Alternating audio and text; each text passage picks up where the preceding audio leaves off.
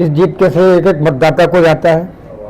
एक एक भारतीय जनता हर जनता देश हित में वोट डाली है।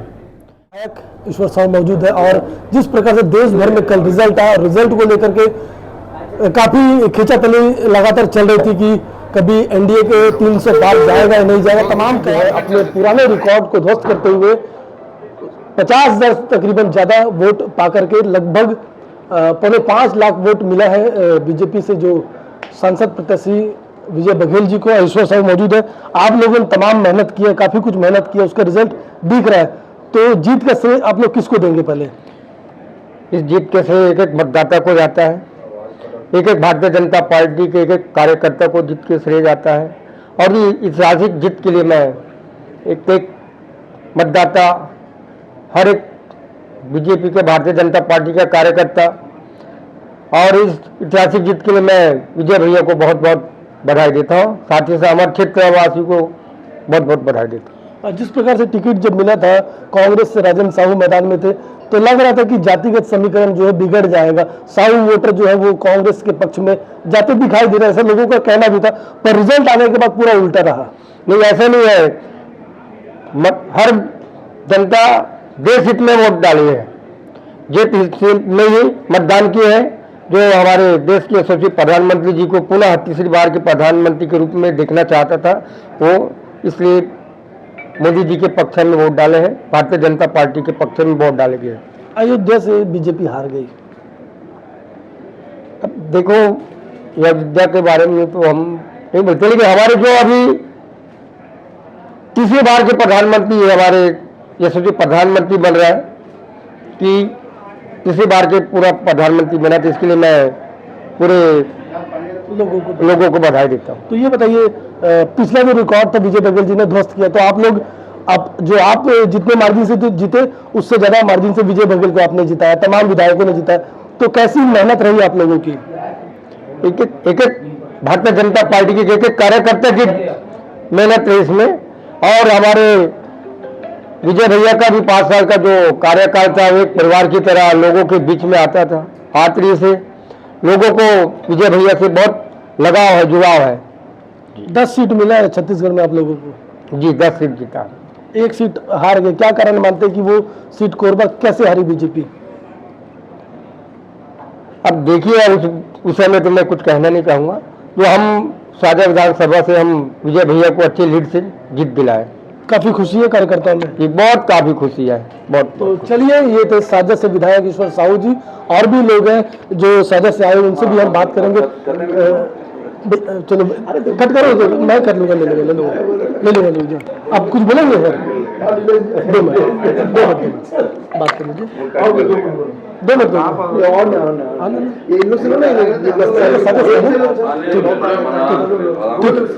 ठीक। भैया बताएंगे, साझा में जिस प्रकार से आप लोगों ने मेहनत किया है और उसका रिजल्ट भी दिखा कि पिछला रिकॉर्ड विजय बघेल जी ने ध्वस्त किया, तो कैसे मेहनत और कैसी रणनीति रही थी?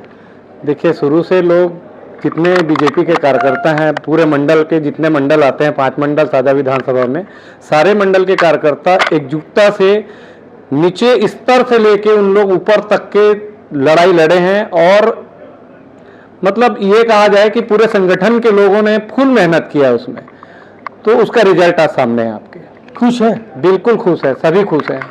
चलिए, तो साझा के लोग भी खुश हैं और भी सज्जन हमारे साथ बैठे। सर, 10 सीट तो आप लोग जीत गए, 1 हारे हैं, तो क्या मानते, क्योंकि आप वरिष्ठ नेता हैं, क्या मानते क्यों वो सीट गंवानी पड़ी? भारतीय जनता पार्टी अपने मूल सिद्धांत को लेकर चुनाव लड़ी और ये सिद्धांत जन जन में व्याप्त है कि भारतीय जनता पार्टी का कार्यकाल कैसा रहा, मोदी जी का कार्यकाल कैसा रहा। आज छत्तीसगढ़ में रिजल्ट देखने को मिल रहा है और 1 सीट का कहीं ऐसा है कि हो सकता है वहाँ पर चरणदास महंत जी पुराने नेता हैं, बिसाहू लाल जी उनके पिताजी भी काफ़ी लंबे समय से रहे हैं, और सरोज पांडे हमारी एक सम्माननीय नेता है, बड़ी नेता है, वरिष्ठ कार्यकर्ता है ना। उन्होंने पूरी मेहनत करके निष्ठा से चुनाव लड़ा, कार्यकर्ता भी वहाँ चुनाव लड़े।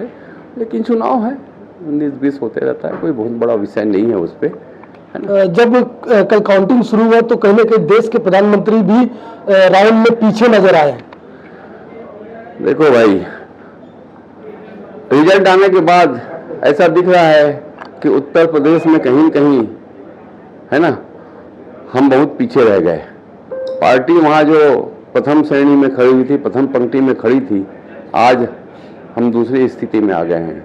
तो कोई न कोई कारण होगा। अब हमारे वरिष्ठ लोग सब समीक्षा करेंगे और उस जो चीज़ें आई है उसको सुधारेंगे। लेकिन यहाँ पर छत्तीसगढ़ में, विशेषकर दुर्ग में, विजय भैया का व्यवहार और हमारे स्थानीय विधायकों का मिलनसारिता, बेमेतरा जिला से हम आते हैं, साझा हमारा विधानसभा है, वहाँ का मैं संयोजक था। हमारे विधायक जी का भी काफ़ी मिलनसारिता है। आम आदमी जब भी पाए, जैसा भी चाहे, उनसे मिल सकता है। ये बातें लोगों के दिमाग में बैठी हुई है। ईश्वर साहू जी से मिलना है तो उनको ऐसा लगता नहीं कि मैं विधायक से मिलने जा रहा हूँ, है ना। कोई महिला भी जाती है, उन्हें ऐसा नहीं लगता कि मैं विधायक से मिलने जा रहा हूँ। उनको ये लगता है कि हम अपने परिवार के सदस्य से मिलने जाते हैं, इसलिए हमारी लीड बढ़ी है। आज हम लगभग 37,000 वोट से वहाँ से जीते हैं, है ना भाई। विधायक भी हमारे 5-5,500 वोट से जीते थे और उन्होंने दोनों वोट को प्लस करके 37,000 से जीता है ना। तो चलिए, कहीं ना कहीं तमाम दुर्ग लोकसभा के लोगों के लिए खुशी की बात है और खासकर भाजपा के लिए कि जिस प्रकार से विजय बघेल अपने पूर्व जो रिकॉर्ड है उसको ध्वस्त करते हुए नया रिकॉर्ड इन्होंने बनाया और तमाम जो विधानसभा के विधायक है वह भी खुश है, ताकि जितने मतों से वो जीते उससे कई गुना मतों से वो लोकसभा प्रत्याशी विजय बघेल को जिताया है। अब चेहरे पर साफ तौर पर खुशी देखी जा सकती है और आए हैं विजय बघेल जी के निवास पे अभिवादन करने, मेल मुलाकात करने और उसके बाद आगे की रणनीति बनेगी कि देश में किस प्रकार की बयार जो है वो चलेगी। फिलहाल मुझे दीजिए इजाजत। दुर्ग से मैं प्रदीप विश्वकर्मा।